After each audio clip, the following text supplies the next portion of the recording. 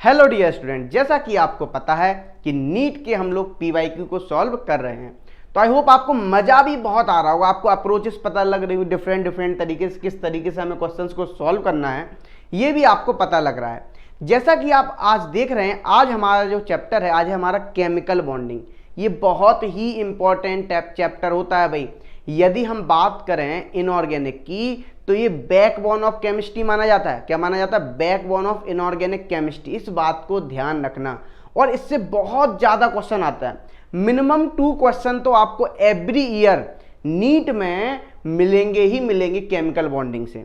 ठीक है, तो अब हम इन्हीं क्वेश्चंस को सॉल्व करते हैं। पिछले 5 सालों में जितने क्वेश्चंस आए हैं वो सारे के सारे हम केमिकल बॉन्डिंग के क्वेश्चन को सॉल्व करेंगे। तो ध्यान से समझना और ध्यान से क्वेश्चंस को सॉल्व करना। तो देखो भाई, मैं क्वेश्चन को सॉल्व करूंगा, लेकिन आप वीडियो को पॉज करके पहले खुद से क्वेश्चन को सॉल्व करने की कोशिश करना। उसके बाद आप यदि कहीं अटकते हैं तब आपको वीडियो सॉल्यूशन को देखना है। तो इसी के साथ चलो करते हैं अपने पीवाईक्यू क्वेश्चन, वो भी केमिकल बॉन्डिंग के, जिसका पहला क्वेश्चन ये रहा आपकी स्क्रीन पर। तो देखो भाई, पहला क्वेश्चन जो था ये पूछा गया था, यदि देखा जाए नीट 2020 में पूछा गया था। ठीक है, अब देख लो भाई क्या पूछा गया था क्वेश्चन। ये क्वेश्चन बोल रहा है which of the following set of molecule which will have zero dipole moment. तो देखो भाई, ये पूछा जीरो डाइपोल मोमेंट के बारे में बताओ। तो देखो, मैं तो पूरा क्वेश्चन को एक्सप्लेन करूंगा। ठीक है, तो वैसे तो क्वेश्चन 30 सेकंड भी लगेंगे, देख के ही आप बता दोगे कि कौन सा आंसर होगा इसका। ठीक है, तो देखो यहां पे मैं बताता हूं सिंपल। एक बात मैं थोड़ा सा बता देता हूं, डाइपोल मोमेंट यदि जीरो होता है, थोड़ा सा मैं हिंट दे रहा हूं। मान लो यहाँ पे पोलर और नॉन पोलर के बारे में भी बात कर लेता क्वेश्चन में, तो कैसे आप सॉल्व करते। तो डाइपोल मोमेंट जीरो होगा, मतलब मॉलिक्यूल जो होता है वो आपका नॉन पोलर होता है। ठीक है, और dipole moment is not equal to zero, यानी मॉलिक्यूल जो होता है वो आपका पोलर होता है। इस बात को तो आप जानते ही हैं बहुत अच्छे से। ठीक है, तो चलो अब हम क्वेश्चन को देख लेते हैं। सिंपल डाइपोल मोमेंट पूछ रहा है, किन मॉलिक्यूल का जीरो डाइपोल मोमेंट होगा। तो A B C D option दिए गए हैं। जैसे ए ऑप्शन दिया गया है आपके सामने, लिखा हुआ अमोनिया। ठीक है भाई, अमोनिया का हम स्ट्रक्चर बनाते हैं। देखो, आपको यदि डाइपोल मोमेंट के बारे में पता करना है तो स्ट्रक्चर सब कुछ बयां करते हैं। क्या बयां करते हैं? स्ट्रक्चर सब कुछ बयां करते हैं। तो आप स्ट्रक्चर को देखेंगे तो डायरेक्ट आप बता देंगे आंसर। ठीक है, तो देखो भाई, डाइपोल मोमेंट की बात की जाए तो अमोनिया का स्ट्रक्चर होता है ये NH3, इस तरीके से pyramidal shape, 3 sigma 1 lone pair. ठीक है, यही होता था। sp3 hybridisation. देखो, आपको हाइब्रिडाइजेशन का भी क्वेश्चन बन सकता था यहाँ पे। यदि आपसे हाइब्रिडाइजेशन का भी क्वेश्चन बन सकता था, तो बड़े ध्यान से समझना। तो यदि हम इसकी डाइपोल मोमेंट की बात करें तो देखो, इसका जो डाइपोल मोमेंट होगा ये कैंसिल आउट नहीं होगा, यानी वो इसका कुछ रिजल्टेंट इस तरीके से आएगा। ठीक है ना, रिजल्टेंट कुछ इस तरीके से आएगा। तो इसका जो डाइपोल मोमेंट होगा is not equal to zero. ठीक है, यही हो गया। अब दूसरा देखते हैं, बेरिलियम डाइफ्लोराइड। तो देखो भाई, बेरिलियम डाइफ्लोराइड बनाया BeF2, तो इसका डाइपोल मोमेंट कैसा होगा बोलो? जीरो होगा। इस तरीके से वो आपस में कैंसिल आउट कर रहे हैं। और ये क्योंकि आपको पता है डायरेक्शन कहां से कहां होता है, इलेक्ट्रो पॉजिटिव से इलेक्ट्रोनेगेटिव एलिमेंट की तरफ। सिंपल, मतलब पॉजिटिव टू नेगेटिव आप केमिस्ट्री में लेते हो डायरेक्शन, लेकिन फिजिक्स में उल्टा लेते हो उसके। ठीक है, तो देखो इस तरीके से, तो इसका डाइपोल मोमेंट जीरो हो जाएगा। मतलब डाइपोल मोमेंट जीरो, यानी मॉलिक्यूल कैसा हो जाएगा आपका? नॉन पोलर, यदि पूछा जाता तो। वाटर H2O, इसी तरीके से H2O, तो देखो स्ट्रक्चर 2 लोन पेयर हैं। ठीक है, 2 लोन पेयर, तो ये भी कैसा होगा बोलो? यदि इसके बारे में भी हम बात करेंगे तो ये भी मॉलिक्यूल आपका पोलर होगा। इसका भी डाइपोल मोमेंट जो होगा वो क्या नहीं होगा? ओवरऑल कैंसिल नहीं होगा, मतलब mu is not equal to zero. ठीक है, तो ये भी हो गया। लेकिन हमसे पूछ क्या रहा है? डाइपोल मोमेंट जीरो होना चाहिए। एंड फोर्थ वन है 1,4 डाइक्लोरोबेंजीन। यदि आप 1,4 डाइक्लोरोबेंजीन का स्ट्रक्चर बनाएंगे तो देखो इस तरीके से बनेगा। सिंपल, ये Cl और ये Cl, ये क्या करेगा? ये आपस में इस तरीके से कैंसिल आउट कर देगा। क्यों? देख लो भाई, ये भी इसका क्या हो जाएगा? डाइपोल मोमेंट जीरो हो जाएगा। Simple, mu equal to zero. ठीक है, तो ये आपका सिंपल ए ऑप्शन में तो कोई नहीं होगा, क्योंकि ये कैसे हो गए? 2 मॉलिक्यूल पोलर हो गए और 2 मॉलिक्यूल नॉन पोलर हो गए। म्यू इक्वल टू जीरो, 2 का और 2 का, mu is not equal to zero. अब दूसरा ऑप्शन देखते हैं, बोरॉन ट्राइफ्लोराइड। ठीक है भाई, बोरॉन ट्राइफ्लोराइड। देखो भाई BF3, यदि BF3 का हम स्ट्रक्चर बनाएंगे तो सिंपल इस तरीके से बनेगा, देखो BF3। यदि हम इसका डायपोल मोमेंट देखें, देखो ओवरऑल आपको पता है जिसकी ज्योमेट्री और शेप सेम होता है उनका डायपोल मोमेंट हमेशा क्या होता है, जीरो होता है। यानी जीरो होता है यानी कैसे मॉलिक्यूल होते हैं, वो आपके सिंपल नॉन पोलर होते हैं। ठीक है, तो इस तरीके से अरेंज होते हैं, ये आपस में क्या कर देंगे, कैंसिल आउट कर देंगे। अब देखो नेक्स्ट क्या बोल रहा है, हाइड्रोजन फ्लोराइड बोले तो HF, तो इसका भी भाई डायपोल मोमेंट देखो भाई ये कैसा होगा, इस तरीके से डायरेक्शन होगा, mu is not equal to 0। ठीक है, देखना बी ऑप्शन में भी कोई नहीं है। मैं कार्बन डाइऑक्साइड CO2, तो देखो CO2 क्या स्ट्रक्चर बनाओगे, इस तरीके से, ये हो गया, ये हो गया, मतलब ये आपस में कैंसिल आउट कर देंगे, म्यू इक्वल टू 0। लेकिन हमें कैसा देखना, ऐसा ऑप्शन देखना जिसका डायपोल मोमेंट 0 हो। अब देखो डी ऑप्शन देख लेते, 1,3 डाइक्लोरोबेंजीन बना दिया भैया, इसका भी डायपोल मोमेंट क्या नहीं होगा, 0 नहीं होगा, मतलब mu is not equal to 0, simple. अब देखो यानी बी ऑप्शन भी नहीं है आपका, ए भी नहीं है, बी भी नहीं है। अब सी की बात आ रही है, सिंपल देखो नाइट्रोजन ट्राइफ्लोराइड, देखो नाइट्रोजन ट्राइफ्लोराइड और अमोनिया सेम ही बात है। ठीक है, नाइट्रोजन यदि ट्राइफ्लोराइड का तुम स्ट्रक्चर बनाओगे NF3 इस तरीके से, तो देखो इसका भी डायपोल मोमेंट क्या नहीं होगा, बोलो 0 नहीं होगा। ठीक है ना, तो नॉट इक्वल टू 0। ठीक है, इस बात को ध्यान रखना। इसका डायपोल मोमेंट देखते, देखो बेरिलियम डाइफ्लोराइड, तो क्या हो जाएगा, बेरिलियम डाइफ्लोराइड का देखोगे तो बी, देखो मैं इसलिए स्ट्रक्चर बना रहा हूं जिससे आपको प्रैक्टिस हो जाए। देखो भाई BCl2 टाइप मॉलिक्यूल है ये भी, इसका भी डायपोल मोमेंट क्या होगा, 0 हो जाएगा। इस तरीके से आप देख भी सकते हो, कैंसिल आउट हो गया। ठीक है, अब देखो फिर क्या है, वाटर, देखो वाटर का हमने पहले ही कैलकुलेट कर लिया, dipole moment is not equal to 0। पहले का 1,3 डाइक्लोरोबेंजीन, तो 1,3 डाइक्लोरोबेंजीन जब हमने बनाया तो सिंपल क्या बना, देखो इसका भी डायपोल मोमेंट 0 है, मतलब आपका सी ऑप्शन भी नहीं करेगा, मतलब सी ऑप्शन भी क्या आपका गलत है, क्योंकि एक भी डायपोल मोमेंट क्या होना चाहिए, नॉट इक्वल टू 0 नहीं होना चाहिए, सारे के सारे क्या होना चाहिए, इक्वल टू 0। अब डी ऑप्शन लिखा हुआ है बोरोन ट्राइफ्लोराइड, ठीक है भाई, इसका क्या होता है, 0 होता है, बिल्कुल सही है। ठीक है, ये मैंने पहले ही कैलकुलेट कर लिया है। दूसरा बेरिलियम डाइफ्लोराइड 0 होता है, देखो अभी हाल हमने देखा 0 होता है इसका भी। अब देखो सी क्या है, कार्बन डाइऑक्साइड, इसका भी क्या होता है, 0 होता है। ठीक है, ये हमने अभी हाल किया देखो। और आपको डी दिया गया है 1,4 डाइक्लोरोबेंजीन, इसका भी क्या है, 0 है, मतलब इनकी डायपोल मोमेंट क्या है, 0 है। जब डायपोल मोमेंट 0 है तो ऑप्शन क्या हो जाएगा आपका, डी हो जाएगा। सिंपल सा आंसर था। तो आई होप आपको ये बात क्लियर हो गई होगी। तो स्ट्रक्चर सब कुछ बयां करता है। जैसे मान लो आपकी शादी होने जाए और शादी में अब आपको जब देखने आते हैं लड़की वाले, तो क्या करते हैं, सिंपल सा आपको देखते हैं ना भाई, लड़का सुंदर है कि नहीं है, हैंडसम है कि नहीं है, सिंपल सी बात है। इसी तरीके से स्ट्रक्चर, यदि आपको स्ट्रक्चर याद होगा मॉलिक्यूल का तो आप बहुत क्वेश्चन सॉल्व कर सकते हैं। हाइब्रिडाइजेशन, डायपोल मूवमेंट, है ना, ऑक्सीडेशन नंबर, आप सब कुछ बता सकते हैं। ठीक है, रेजोनेटिंग स्ट्रक्चर, सब कुछ बना सकते हैं। तो आई होप आपको मेरी बात क्लियर हो रही होगी। इसका सॉल्यूशन भी दिया हुआ है, ये आप देख सकते हैं। ठीक है, इसी के साथ ये क्वेश्चन होता है यहीं पे समाप्त।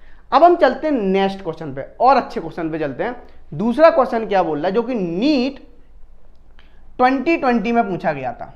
क्या पूछ रहा है, देखो भाई, नीट 2020 तो 2 क्वेश्चन आ गए। मैं पहले ही बोल रहा हूं मिनिमम 2 क्वेश्चन आते हैं नीट में आपके हर साल। अब देखा जाए, लिखा हुआ है identify a molecule which does not exist. तो देखो भाई, आइडेंटिफाई करना है मॉलिक्यूल डज नॉट एग्जिस्ट। इसके लिए आपको पढ़ना होती एमओटी। कौन सी थ्योरी, एमओटी। इसको बोलते हैं हम मॉलिक्यूलर ऑर्बिटल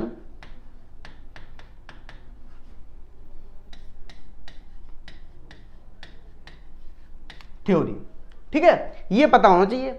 ये किसको एक्सप्लेन करती थी, यदि याद हो, it explain diatomic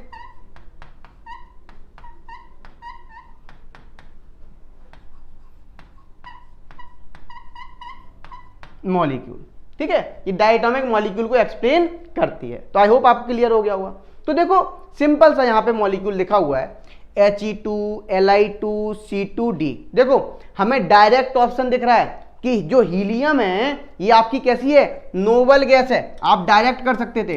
noble gas है, ठीक है, जब नोबल गैस है तो सिंपल सा ये किस में एडजस्ट नहीं करती थी, क्योंकि ये स्टेबल स्टेट में होती हैं, और जब ये स्टेबल स्टेट में होती हैं और ये कैसे नहीं करती हैं, ये डायएटॉमिक फॉर्म में एडजस्ट ही नहीं करती हैं, है ना। और इस बात को प्रूफ कौन करता है, बोलो, इसको फॉर्म डज नॉट एग्जिस्ट, इस बात को प्रूफ करता है एमओटी बहुत अच्छे से, डज नॉट एग्जिस्ट।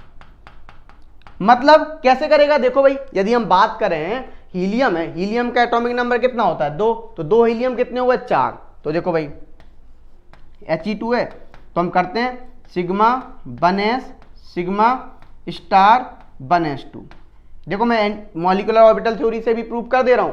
अब आपको पता है सिंपल, यदि मैं बात करूं जो आपका सिंपल यहां पे बॉन्ड ऑर्डर होता है, बॉन्ड ऑर्डर, बॉन्ड ऑर्डर क्या होता है simple, bond order equal to bonding के इलेक्ट्रॉन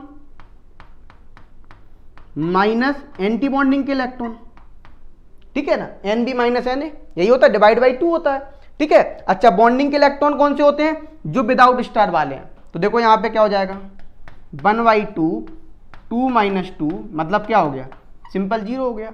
और आपको पता है जब बॉन्ड ऑर्डर यदि 0 हो जाएगा, क्या हो जाएगा, बॉन्ड ऑर्डर इक्वल टू 0, तो मतलब इसका होता है मॉलिक्यूल डज नॉट एग्जिस्ट। तो भाई देखो ये बात क्लियर हो गई होगी। तो सिंपल, जिसका बॉन्ड ऑर्डर 0 होगा वो मॉलिक्यूल क्या नहीं करेगा, एग्जिस्ट नहीं करेगा। बोलिए भाई, ये बात क्लियर सभी को। तो आई होप आपको बड़ा मजा आ गया। और देखो आप डायरेक्ट मॉलिक्यूल को देख के ही बता सकते थे हीलियम है, तो लिथियम Li2 भी एडजस्ट करता है, इसका बॉन्ड ऑर्डर बनाएगा, C2 भी एडजस्ट करता है, इसका बॉन्ड ऑर्डर 2 आएगा। देखो मुझे प्रैक्टिस है जस्ट, ठीक है ना। O2 इसका भी बॉन्ड ऑर्डर क्या आएगा, 2 आएगा। एक बात मैं बता देता हूं, नीट में क्वेश्चन आया था, आगे चल के क्वेश्चन आएगा, C2 में पूछे गए थे नंबर ऑफ पाई बॉन्ड कितनी, C2 में क्या होते हैं, सिग्मा या पाई, ये पूछा गया था। तो C2 मॉलिक्यूल में सिंपल पाई बॉन्ड होते हैं, ठीक है ना। इस बात को ध्यान रखना, भी क्वेश्चन आएगा आगे तो मैं उसको एक्सप्लेन करूंगा, लेकिन इतनी बात ध्यान रखना, ठीक है। चलो हम आगे बढ़ते हैं, नेक्स्ट क्वेश्चन पे चलते हैं, धमाकेदार क्वेश्चन अगला। तो देखो भाई ये अगला क्वेश्चन क्या है, Which of the following diatomic molecular species has only pi bond? देखो अभी हाल हमने बोला था, क्या पूछ रहा है, only pi bond, ठीक है।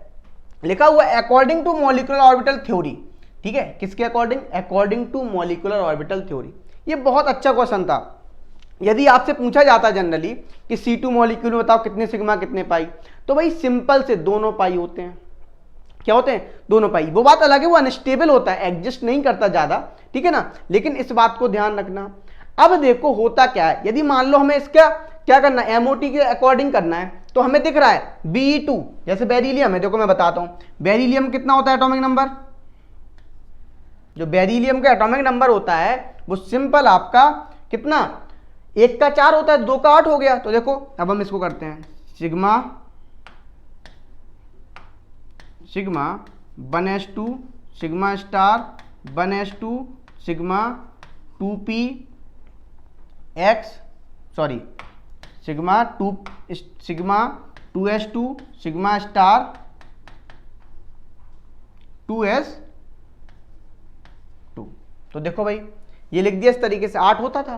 तो देखो यदि हम इसका सिंपल बात करें तो यहाँ पे तो कोई पाई में है ही नहीं, ठीक है ना, पाई में ही सब सिग्मा बॉन्ड का फॉर्मेशन कर रहे हैं, ठीक है। वो बात अलग है, इसका बॉन्ड ऑर्डर निकालोगे तो 0 आएगा, ठीक है ना, मॉलिक्यूल डज नॉट एग्जिस्ट ही नहीं करेगा, ठीक है। तो अब क्या होगा, देखो दूसरा, यदि मैं O2 बनाता हूं, O2 की बात कर लें, O2 की बात करेंगे तो देखो क्या होगा, इसमें भी यदि कितना, 1 ऑक्सीजन का 8 है तो 2 का कितना होता है 16।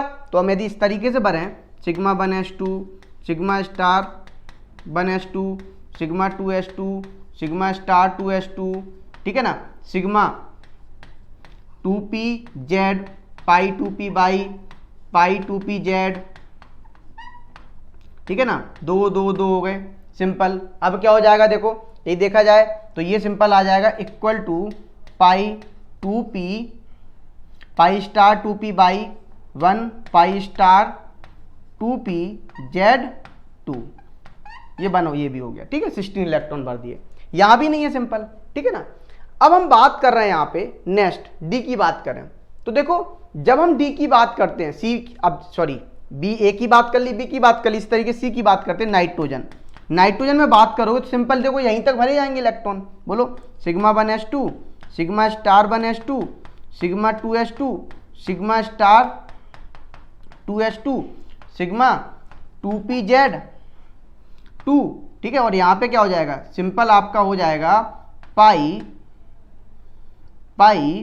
2p/2 और ये हो जाएगा x, है ना, यहाँ भी x कर लेना बेटा, पाई 2p(x)(2), ये हो गया, ठीक है। अब क्या होगा, ये हो गया, इसमें अभी नहीं है। अब यदि हम इसकी बात करते हैं, किसकी बात करें बोलो भाई, अब हम यदि मान लो C2 की बात करें तो इसमें क्या होता है, sigma 1s2, sigma star 1s2, ठीक है, 12 होता है, sigma 2s2, sigma star 2s2। अब क्या होता है इसमें जो इलेक्ट्रॉन होते हैं वो किस में जाते हैं, पाई में जाते हैं, पाई 2p/2 और पाई 2p(x)(2), सिंपल इस तरीके से, ठीक है। तो अब क्या होता है, एंटी किस में जा रहे हैं, सिंपल पाई में जा रहे हैं। अब पाई में जा रहे हैं तो देखो इनका यदि हम बॉन्ड ऑर्डर निकालेंगे तो क्या आएगा, सिंपल 1/4, है ना, क्या हो जाएगा, बॉन्डिंग माइनस एंटी बॉन्डिंग, जब आप करोगे तो सिंपल 2 आएगा। तो इसमें जो दोनों इलेक्ट्रॉन जो होते हैं वो किस में जाते हैं, आपके सिंपल पाई बॉन्ड बनाते हैं, क्या बनाते हैं, पाई बॉन्ड। तो आंसर क्या हो जाएगा, C2। आप ध्यान रखना इस बात को, C2 हो जाएगा आंसर। देखो आप यहाँ पे सॉल्यूशन में भी देख सकते हैं, इस तरीके से हमने इलेक्ट्रॉन का क्या कर दिया, फिलिंग कर दिया। तो आई होप आपको ये बात क्लियर हो गई होगी।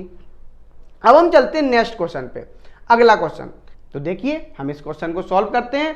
क्या बोल रहा है देखो question, consider the following species Cn+, Cn-, NO and Cn, which one of these will have the highest bond order। देखो एक तो आपके पास हाईएस्ट बॉन्ड ऑर्डर पूछा है। अब देखो इसको क्वेश्चन कैसे सॉल्व करेंगे, ये कब आया था, नीट 2018 में आया था। और देखो मैं पहले ही बता रहा हूं आपको, सिंपल हर साल 2 क्वेश्चन तो आते ही आते हैं, इस बात को ध्यान रखना। अब मैं जो बात बता रहा हूं आपको ध्यान से समझना। हम एक तो भाई हमारे पास मजदूरी वाला तरीका है कि भाई हम सबका बॉन्ड ऑर्डर निकालें, सिग्मा 1 है, सिग्मा 2 है, सिग्मा 3 है, सिंपल निकालते हुए चलेंगे, सिग्मा स्टार, फिर हम बॉन्ड ऑर्डर निकालेंगे, bonding minus anti bonding divide by 2 करेंगे, ये सब करेंगे, ठीक है, स्मार्ट, है ना। अब इस तरीके से मैंने सॉल्यूशन दिया हुआ है, आप निकाल सकते हो, ठीक है। बॉन्ड ऑर्डर निकालो, हर एक एटम का आप बॉन्ड ऑर्डर निकालो, बड़ा टाइम लग जाएगा, इतना तो पेपर में टाइम होगा नहीं आपके पास। देखो मैं अप्रोच भी बता रहा हूं आपको, मैं अप्रोच भी बता रहा हूं इसीलिए कि पेपर में किस तरीके से आप फास्ट क्वेश्चन को सॉल्व करेंगे। अब देखो आपको सिंपल सा एक फंडा पता है, जो नाइट्रोजन होता है, नाइट्रोजन में 14 इलेक्ट्रॉन होते हैं। और जब 14 इलेक्ट्रॉन होते हैं नाइट्रोजन में, तो अब एक बात मुझे बताना सिंपल यहाँ पे, जब नाइट्रोजन में 14 इलेक्ट्रॉन होते हैं और आपका इसका जो बॉन्ड ऑर्डर आता था वो 3 आता था, मतलब सबसे ज्यादा जो बॉन्ड ऑर्डर होता था वो आपका नाइट्रोजन का होता था, ठीक है। अब वो एक्सेप्शनली 3.5 हो जाता है एक का CO+ का, वो एक्सेप्शनली था, ठीक है ना। तो वो याद रखना पड़ेगा बस, सिंपल सी। अब बॉन्ड ऑर्डर 3 हो गया।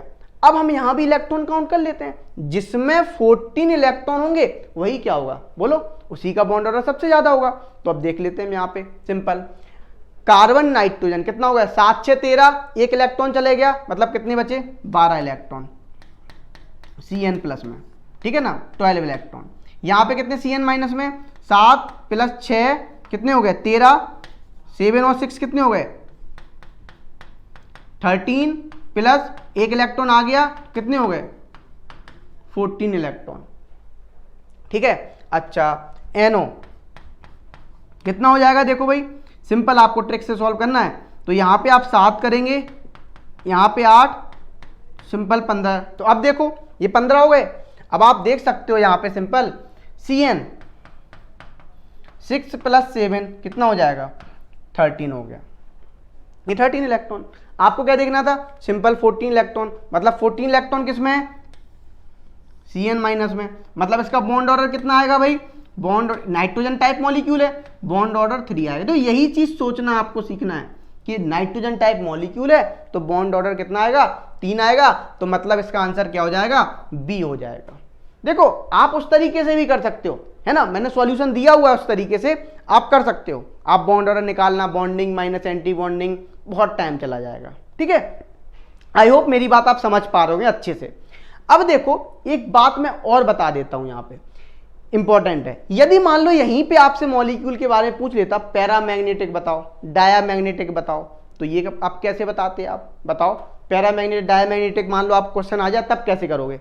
तब सिंपल फंडा ये होता है, आप क्या करें, ऑड इलेक्ट्रॉन को काउंट कर लें। देख लो भाई, मैं इसलिए बता रहा हूं जिससे आप प्रैक्टिस हो जाए, आपको यही क्वेश्चन पूछ ले। ऑड इलेक्ट्रॉन, जब जब नंबर ऑफ ऑड इलेक्ट्रॉन होंगे, ऑड इलेक्ट्रॉन किसे बोलते हैं? जो 2 से डिविजिबल नहीं होते हैं। जब भी आपको ऑड इलेक्ट्रॉन दिखेंगे तब तब आपका जो मॉलिक्यूल होगा वो कैसा होगा? पैरामैग्नेटिक होगा, पैरामैग्नेटिक होगा। या आप ऐसे बोल सकते हो, ऑड इलेक्ट्रॉन या अनपेयर्ड इलेक्ट्रॉन देखें, क्या देखें? Unpaired electron. यहां पे हम अनपेयर्ड इलेक्ट्रॉन भी लिखते हैं, इस बात को ध्यान रखना। मैं इसलिए एक्स्ट्रा बता रहा हूं नोट, क्योंकि भाई क्वेश्चन पूछा जाता है यहां से, है ना, तो इस बात को ध्यान रखना। मैं एक डिब्बे में पैक कर देता हूं इसको नोट करके। अब डायमैग्नेटिक क्या होगा? जब इवन नंबर ऑफ इलेक्ट्रॉन होंगे, इवन इलेक्ट्रॉन होंगे, तब क्या होगा आपका? डायामैग्नेटिक। जो डायामैग्नेटिक होगा, ठीक है, डायामैग्नेटिक होगा। प्लस और क्या होगा आपका? सिंपल सिंपल यहां पे 16 इलेक्ट्रॉन को छोड़ दो, एक्सेप्ट 16 इलेक्ट्रॉन, एक्सेप्ट 16 इलेक्ट्रॉन और 10 इलेक्ट्रॉन। इस बात को ध्यान रखना। मतलब आपके यदि 16 इलेक्ट्रॉन और 10 इलेक्ट्रॉन आएंगे तो उस केस में तो वो कैसा होगा? पैरामैग्नेटिक होगा, ठीक है ना, इस केस में पैरामैग्नेटिक होगा। इस बात को ध्यान रखना। जैसे O2 मॉलिक्यूल, O2 कैसा होता है? O2 दिखता है में डायामैग्नेटिक, होता नहीं है, वो होता पैरामैग्नेटिक। इस बात को ध्यान रखना, ठीक है। B2 मॉलिक्यूल, O2 और B2 कैसे हैं? आपके दोनों के दोनों पैरामैग्नेटिक हैं। आप देखना चाहते हो तो आप जब भरेंगे, इलेक्ट्रॉन की फिलिंग करेंगे, तो वहां पे आपको क्लियर हो जाएगा MOT से, ठीक है। और एक बात और ध्यान रखना, जब जब मॉलिक्यूल पैरामैग्नेटिक होगा तब तब मॉलिक्यूल कलर्ड होगा। कैसा होगा? कलर्ड होगा। और ये कैसा होगा? डायमैग्नेटिक केस में कलरलेस होगा। सिंपल सी बात है। तो आई होप आपको ये बात क्लियर हो गई होगी बहुत अच्छे से। तो देखो, ये मैंने इसलिए बता दिया आपको, पैरामैग्नेटिक डायमैग्नेटिक का क्वेश्चन आ सकता है, इसीलिए भाई पेपर में आ सकता है। अभी तक चलो ये पूछ रहा था, अब ये नहीं पूछे, ठीक है। तो आई होप आपको क्लियर हो गया होगा। और यही मॉलिक्यूल देगा वो, इस बात को भी ध्यान रखना। तो देखो, ये सॉल्यूशन आपको उस तरीके से दिया हुआ है जिस तरीके से आपको इस तरीके से करना है, sigma 1s sigma star 1s। तो सिंपल इस तरीके से भी आप सॉल्व कर सकते हैं। Bonding minus anti bonding divide by 2 करेंगे, बहुत ज़्यादा टाइम जाएगा और हमें इतना टाइम हमारे पास एग्जामिनेशन हॉल में नहीं होता है, ठीक है। तो मैंने एक ट्रिक से सॉल्व कर दिया है। अब हम चलते हैं इसी प्रकार के नेक्स्ट क्वेश्चन में। अगला क्वेश्चन हमारा क्या बोल रहा है? तो सिंपल ये पूछा, आइसो मतलब सेम, इलेक्ट्रॉन मतलब सेम इलेक्ट्रॉन, मतलब क्या हो? सेम इलेक्ट्रॉन हो, ठीक है। अच्छा, अब आप देखें आइसो स्ट्रक्चर मतलब, आइसो मतलब सेम स्ट्रक्चर, सेम स्ट्रक्चर हो। तो देखो, यदि आप नोटिस करेंगे यहाँ पे स्ट्रक्चर तो बहुत से सेम होंगे। देखो यहाँ पे यदि हम बात करें आइसो स्ट्रक्चरल की बात करें, तो आइसो स्ट्रक्चरल में आपको इलेक्ट्रॉन काउंट करना है, टोटल इलेक्ट्रॉन काउंट कर लो। यदि सेम आ रहे हैं तब तो आइसो स्ट्रक्चर है, और यदि सेम नहीं आ रहे हैं तब तो वो आइसो स्ट्रक्चरल नहीं होंगे। इस बात को ध्यान रखना। ये नीट में पूछा गया था 2017 में, और इसका आंसर नहीं था कोई भी, है ना। इसमें यहाँ पे कोई भी आंसर नहीं दिया था, ठीक है। तो क्या नहीं दिया था? ना ही उसने Ti2 XeF2, क्योंकि यहां पे उन्होंने मान लिया था कि कहीं भी आप यदि टोटल इलेक्ट्रॉन को काउंट करेंगे तो यहां पे कोई भी नहीं आएगा आंसर, ठीक है। हाँ, वो बात अलग है। अब आप यदि बनाएंगे तो देखो XeF2 भी आपका लीनियर आएगा, IBr2 माइनस लीनियर आएगा। तो देखो, मैं इसमें एक बात बता देता हूं सिंपल सी, बहुत से लोगों ने बहुत से बुक्स में कहीं कहीं आंसर दिया हुआ है, IBr2 माइनस XeF2 भी दिया हुआ है, मैं इसलिए बता रहा हूं, ठीक है। और नीट ने क्या माना था? सिंपल आपका कोई भी ऑप्शन नहीं माना था, ठीक है। IBr2 दे दिया उन्होंने, क्योंकि उन्होंने ये मान लिया IBr2 के केस में सिंपल इस तरीके से 3 लोन पेयर, ठीक है। और इसी तरीके से XeF2 होगा लीनियर, दोनों का जो शेप तो लीनियर ही है, दोनों का यदि शेप की बात की जाए तो लीनियर है ना। और इलेक्ट्रॉन्स भी क्या है? इक्वल है, क्योंकि यहां पे क्या एक इलेक्ट्रॉन आ गया है, माइनस है। सिंपल सी हम बात करें, ठीक है। तो हम यदि हम बात करें तो इस तरीके से देख लेते भाई, सेंट्रल एटम में 7 इलेक्ट्रॉन थे, एक आ गया तो 8 हो गए, जिनॉन के पास भी 8 इलेक्ट्रॉन थे, ठीक है ना। तो हम बोल सकते बैलेंस सेल में क्या है, इलेक्ट्रॉन सेम है, तो आपके क्या हो जाएंगे, सिंपल आइसो इलेक्ट्रॉनिक हो जाएंगे। ठीक है, लेकिन यहां पे हम जो काउंट करते हैं वो टोटल इलेक्ट्रॉन काउंट करते हैं। क्या करते हैं, टोटल इलेक्ट्रॉन काउंट करते हैं। जब आप इलेक्ट्रॉन को काउंट करेंगे तभी, देखिए ये क्वेश्चन क्या बोल रहा है, ये क्वेश्चन नीट 2017 में पूछा गया था। देखा जाए यहां पे पूछ रहा है, यहां पे आइसो इलेक्ट्रॉनिक, क्या पूछ रहा है, आइसो इलेक्ट्रॉनिक। आइसो मतलब सिंपल, मैं बात करूं सेम, इलेक्ट्रॉनिक मतलब इलेक्ट्रॉन क्या होना चाहिए, सेम इलेक्ट्रॉन होना चाहिए पूरे मॉलिक्यूल में। ठीक है, अच्छा आइसो स्ट्रक्चरल मतलब सेम, स्ट्रक्चरल मतलब स्ट्रक्चर, सिंपल सी बात है। ठीक है ना, सेम स्ट्रक्चर होना चाहिए। अब हमें यही बताना है। तो देखो मैं आपको सिंपल यहां पे बताऊं, यदि हम देखें अकॉर्डिंग टू नीट, है ना, तो इसमें कोई आंसर नहीं है, कोई भी आंसर नहीं, और मेरे अकॉर्डिंग भी यहां पे कोई भी ऑप्शन नहीं होगा आपका, क्योंकि यहां पे सिंपल टोटल इलेक्ट्रॉन सेम नहीं होंगे। क्या नहीं होंगे, टोटल इलेक्ट्रॉन सेम नहीं होंगे। जैसे मान लो आप इसमें 158 करेंगे, 54 इसको ऐड करेंगे, आप 72 आएंगे, भाई इक्वल ही नहीं है। इसी तरीके से आप इसमें इलेक्ट्रॉन काउंट करो, ठीक है ना, आपके कहीं भी इलेक्ट्रॉन सेम नहीं आएंगे। इसके अकॉर्डिंग जब इलेक्ट्रॉन सेम नहीं आएंगे मतलब क्या नहीं होगा, आइसो इलेक्ट्रॉनिक नहीं होगा। सिंपल आइसो इलेक्ट्रॉन मतलब टोटल इलेक्ट्रॉन को आपको काउंट करना होगा। ठीक है ना, तो टोटल इलेक्ट्रॉन कहीं भी सेम नहीं है, तो उस अकॉर्डिंग से आपका ये तो यहां पे कोई भी ऑप्शन नहीं बैठेगा। ठीक है, अच्छा आइसो स्ट्रक्चरल हो सकता है, आइसो स्ट्रक्चरल हो सकता है, जैसे मान लो आपको BeCl2 दे दिया, XeF2 दे दिया, लीनियर शेप हो जाएगा। ठीक है ना, सिंपल सा लीनियर शेप है। देखो भाई BeCl2 और XeF2 दोनों का शेप क्या हो जाएगा,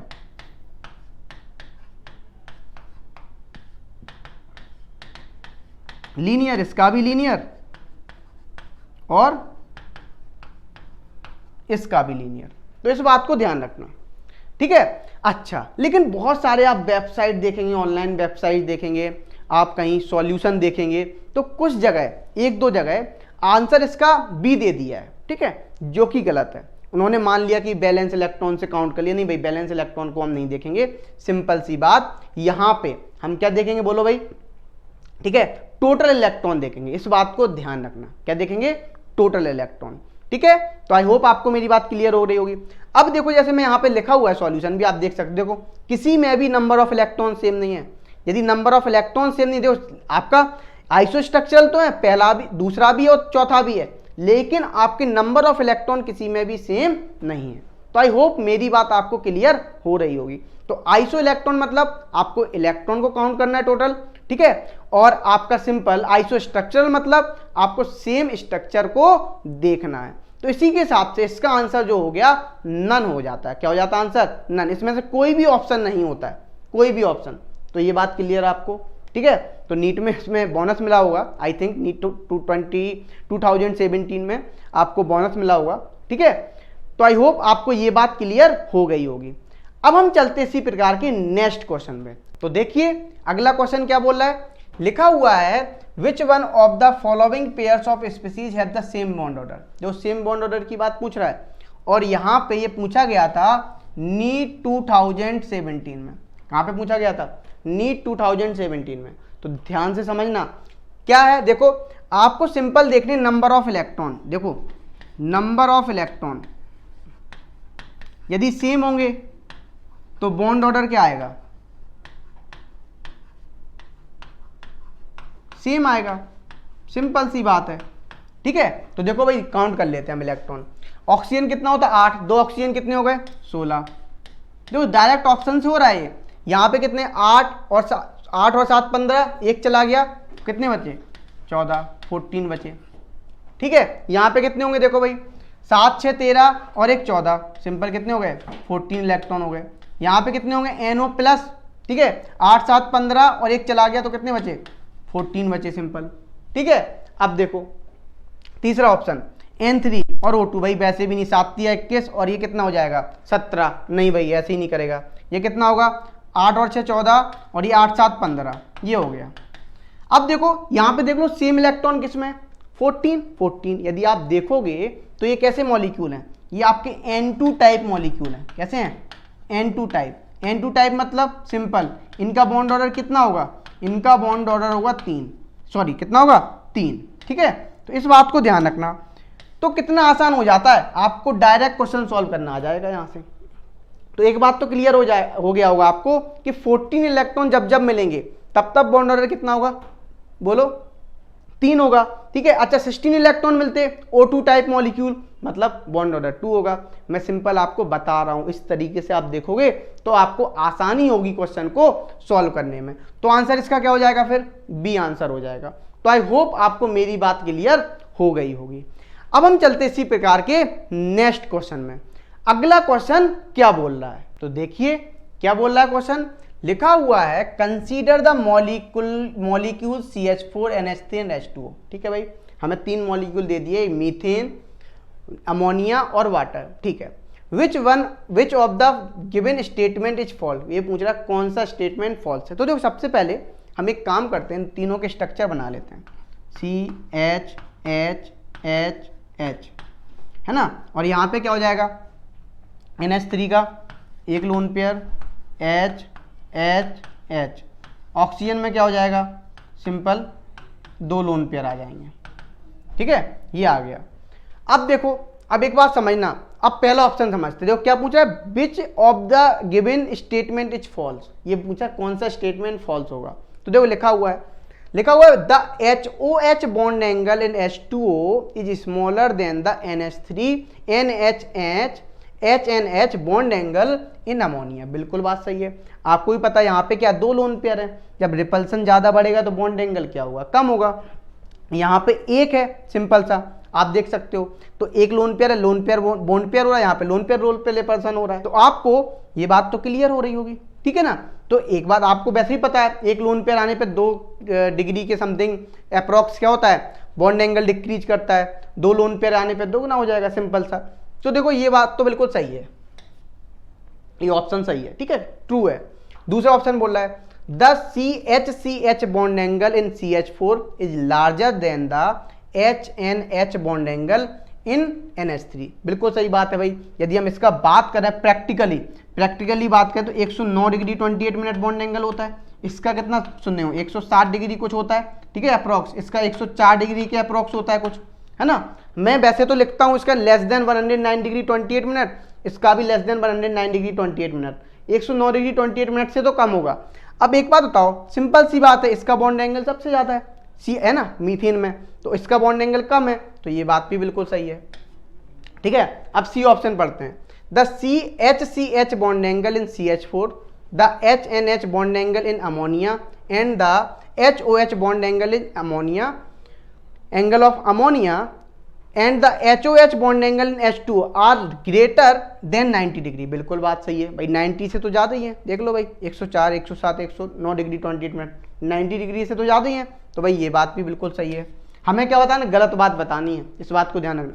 डी ऑप्शन लिखा हो, the HOH bond angle in H2O is larger than the HCH bond angle. मतलब क्या बोल रहा है, सिंपल H2O का जो बॉन्ड एंगल है वो ज्यादा है किससे, HCH के बॉन्ड एंगल से, मतलब मीथेन के बॉन्ड एंगल से। सिंपल आपका H2O का बॉन्ड एंगल क्या ज्यादा है भाई, ये तो गलत है। मीथेन का बॉन्ड एंगल ज्यादा है 109 डिग्री 28 मिनट, इसका 104 डिग्री है, तो सिंपल सी बात है इसका बॉन्ड एंगल क्या है, कम है। ये तो गलत बात लिखी हुई है, लेकिन इसका आंसर ये गलत है। तो यही हमें बताना सिंपल, कौन सा, which of the following statement is false. तो कौन सा स्टेटमेंट हो जाएगा आपका, डी वाला आंसर हो जाएगा। तो आई होप आपको ये बात क्लियर हो गई होगी बड़े ही अच्छे से, ठीक है। देखो मैंने अप्रोक्सीमेट लिखा था, इस बात को ध्यान रखना, ये मैंने अप्रोक्सीमेट लिखा था, ठीक है ना, 104 डिग्री, तो इस बात को ध्यान रखना, सिंपल सी बात, ठीक है। और यहाँ पे आपको लिखा हुआ है एग्जैक्ट 104.5 डिग्री, है ना। अच्छा आगे बढ़ते हैं, नेक्स्ट क्वेश्चन पे चलते हैं। अगला क्वेश्चन क्या बोल रहा है, लिखा हुआ है predict the correct order among the following. ये पूछा गया था नीट फर्स्ट 2016 में, ध्यान से समझना भाई क्या बोल रहा है। ये बोल रहा था, देखो लिखा हुआ है bone pair bone pair lone pair bone pair lone pair और लोन पेयर। देखो सिंपल सा ये जिससे ऑप्शन आ रहे हैं, लग रहा है मुझे ये अकॉर्डिंग टू BSEPR हैं, according to BSEPR, valence shell electron pair repulsion theory. यदि आप इसके अकॉर्डिंग देखते हो तो सिंपल लोन पेयर रिपल्सन ज़्यादा होता है लोन पेयर बॉन्ड पेयर से, है ना, और उससे कम होता है बॉन्ड पेयर का। तो बस यही आंसर देख लो आप, सिंपल। कौन सा ऑप्शन हो जाएगा भाई? हो जाएगा, देखो लोन पेयर, फिर लोन पेयर बॉन्ड पेयर, फिर आपका बॉन्ड पेयर। तो ऑप्शन इससे हो जाएगा सी ऑप्शन।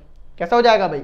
सी ऑप्शन। बहुत ही आसान क्वेश्चन हैं ये, आप बस अच्छे से ट्राई करेंगे, यदि अच्छे से आपने पढ़ा होगा तो क्लियर हो जाएंगे। और तभी क्वेश्चन को सॉल्व करें जब आप क्या करें, वीडियो को पॉज करें और खुद से क्वेश्चन को सॉल्व करने का क्या करें, मेथड लें। ठीक है, इस बात को ध्यान रखना। अब देखो, अब हम देखते हैं नेक्स्ट क्वेश्चन। पूछा गया था नीट सेकंड 2016 में, ठीक है, ये पूछा गया था। अब लिखा हुआ है simple, the hybridisation of atomic orbitals of nitrogen in NO2+, NO3-, NH4+ respectively. तो देखो भाई, हाइब्रिडाइजेशन पूछा है और हम बता रहे हैं आपको, स्ट्रक्चर पता होगा तो बिल्कुल आपसे हो जाएगा। और आपको पता है number of sigma bond count कर लोगे तो और आसानी से हो जाएगा। जैसे आपको पता है यदि नंबर ऑफ सिग्मा बॉन्ड 4 होंगे तो आपके sp3, 3 होंगे तो sp2, क्योंकि हमें इतने ही से मतलब है ना, और 2 होंगे तो sp। सिंपल।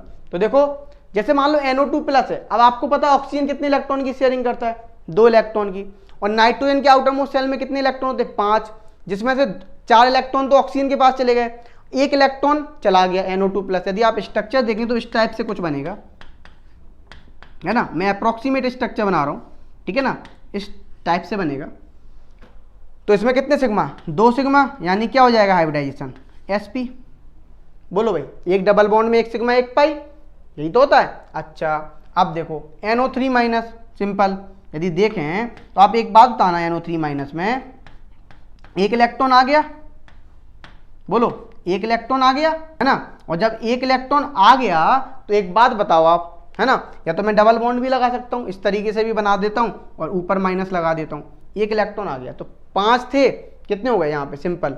यदि आप देखेंगे तो 3 सिग्मा, मतलब हाइब्रिडाइजेशन क्या हो जाएगा? sp3, मतलब क्या हो जाएगा, सॉरी 3 सिग्मा sp2, क्या हो जाएगा?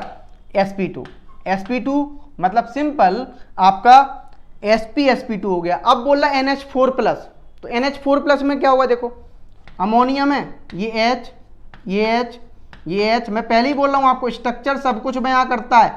यदि स्ट्रक्चर याद होंगे तो सब आसानी से बता दोगे। तो देखो नाइट्रोजन पे कितने होते हैं? 5 होते हैं, 1 चला गया तो 4 बचे, और चारों हाइड्रोजन ने शेयर कर लिए, मतलब 4 सिग्मा, यानी क्या हो जाएगा? sp3 hybridisation. तो देख लो आंसर क्या हो जाएगा? sp, sp2, sp3। तो आंसर देख लो sp, sp2, sp3, answer C हो जाएगा। तो आई होप आपको ये बात क्लियर हो गई होगी। तो बड़ा ही आसान क्वेश्चन था, बड़ा ही मजेदार क्वेश्चन था। अब देखो, अब हम चलते हैं नेक्स्ट क्वेश्चन पे। अगला क्वेश्चन हमारा क्या बोल रहा है? अगला क्वेश्चन लिखा हुआ है, which of the following pairs of ions isoelectronic and isostructural. देखो आइसो मतलब सेम, ठीक है, और आइसो मतलब सेम इलेक्ट्रॉन, और आइसो स्ट्रक्चर मतलब सेम स्ट्रक्चर। तो देखते हैं, देखो हम काउंट करते हैं। जैसे मैं कार्बन की बात करूं तो कितने हैं? 12, और यहाँ पे कितने? 16 तिया 48, तो 50 इलेक्ट्रॉन इसमें। सिंपल, यहाँ पे कितने? 7 + 48, सॉरी ये कितने होंगे? ये होंगे आपके, ये कितने होंगे? 6 + 48 + 2, कितने हो गया? 2 50, 56 हो गए। यहाँ पे कितने हो गए? 70 प्लस, और ये 49, 1 इलेक्ट्रॉन हो गया और आ गया, तो कितना हो गया? ये भी 56 हो गए। तो देखो ये तो आइसो इलेक्ट्रॉनिक है, ठीक है। अब इसके स्ट्रक्चर देखते हैं। तो देखो स्ट्रक्चर कैसे बनाओगे? सिंपल, ठीक है, इस तरीके से स्ट्रक्चर इसके बन जाएंगे। 3 सिग्मा यानी क्या हो जाएगा? सिंपल आपका sp2 हाइब्रिडाइजेशन, मतलब क्या हो जाएगा? ट्राइगोनल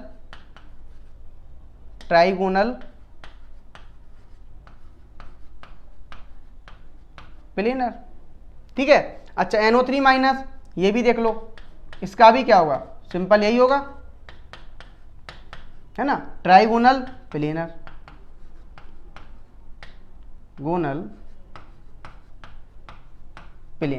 ठीक है। इस बात को ध्यान रखना। देखो यहाँ पे ClO3- लिखा, CO3 लिखा, देखो वैसे भी इक्वल नहीं हो सकते। क्लोरीन 17, कार्बन 6, बिल्कुल नहीं होंगे। तो ये तो नहीं होगा आपका, बी वाला भी नहीं होगा। जो टोटल इलेक्ट्रॉन को काउंट कर रहे हैं, क्या कर रहे हैं? Total electron. अब देखो सल्फर नाइट्रोजन, भाई ये भी नहीं होगा, देख लो भाई, क्योंकि यहाँ पे 16 है, यहाँ पे 7 नहीं भाई, और ऑक्सीजन तो सेम ही है, तो भाई ये भी नहीं हो सकता है, ठीक है, क्योंकि 16 7 कहीं से भी आप कंपैरिजन नहीं होगा।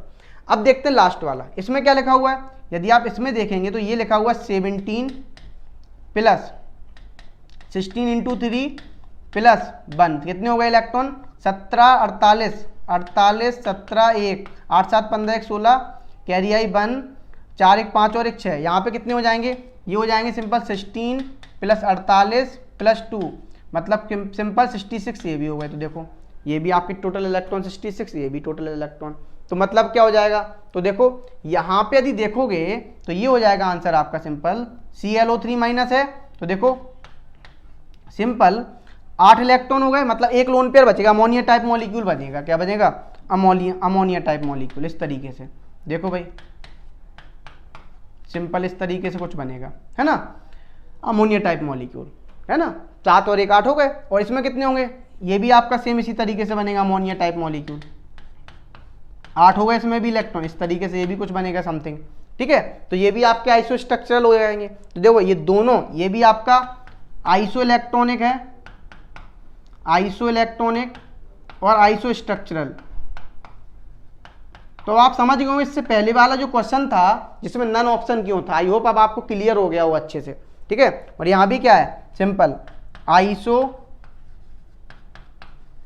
इलेक्ट्रॉनिक और आइसो स्ट्रक्चरल। तो मतलब जो इसका क्वेश्चन है, जो ये वो ये नीट सेकेंड 2016 में आया था, और सबसे डिफिकल्ट पेपर था, है ना, लोगों ने एक ही ऑप्शन लगाए थे, इसमें से 2 ऑप्शन ही लगाए थे, ठीक है, तो यहाँ पे जो आंसर होगा वो ए भी होगा और डी भी होगा, मतलब 2 ऑप्शन होंगे भाई। तो आई होप आपको ये बात क्लियर हो रही होगी, ठीक है, तो देखो इसी तरीके से देखो इसने भी किया है, हमने भी यही किया है, तो आई होप आपको ये बात क्लियर हो रही होगी। अब देखो, अब हम चलते हैं नेक्स्ट क्वेश्चन पे। अगला क्वेश्चन हमारा क्या बोल रहा है, अगला क्वेश्चन पूछा गया था नीट सेकेंड 2016 में। तो देखो बच्चा जो कंफ्यूज होता है वो यही होता है, ये पूछा था the correct geometry and hybridisation of XeF4, ठीक है ना, आर, तो करेक्ट ज्योमेट्री पूछ रहा था। ज्योमेट्री बोले तो क्या ज्योमेट्री होगी, देखो शेप अलग होता है, ज्योमेट्री अलग होता है, मतलब जिस तर्ज पे बना है। यदि मैं बात करूं तो ज्योमेट्री की यदि बात करूं तो एक बात आओ, फ्लोरीन 4 थे, ठीक है, 4 फ्लोरीन ने सिग्मा बॉन्ड बना लिए, मतलब 4 इलेक्ट्रॉन तो जिनान से चले गए, 2 लोन पेयर बचे हुए हैं, मतलब 4 सिग्मा 2 लोन पेयर, मतलब sp3d2 होना चाहिए था शेप इसका क्या, ऑक्टाहेड्रल, लेकिन लोन पेयर आने की वजह से ऑक्टाहेड्रल तो शेप नहीं रहेगा, ठीक है। यदि मैं इसकी बात करूं तो ये बना आपका XeF4 का इस तरीके से, और ये क्या है, देखो 2 लोन पेयर है। इसका यदि हम ज्योमेट्री की बात करेंगे तो ये क्या आएगी, ज्योमेट्री इसकी आएगी क्या आएगी, ऑक्टाहेड्रल।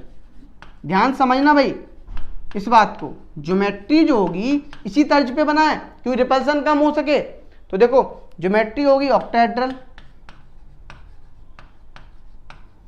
और यदि मैं शेप की बात करूं, शेप, तो ये हो गया आपका सिंपल स्क्वायर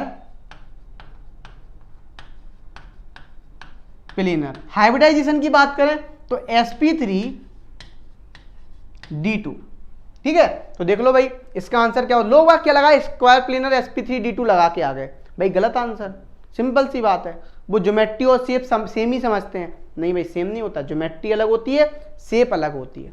तो यहाँ पे जो आंसर होगा वो ऑक्टाहेड्रल होगा। तो आई होप आपको ये बात क्लियर हो गई होगी अच्छे से, देखो आंसर भी दिया हुआ ए।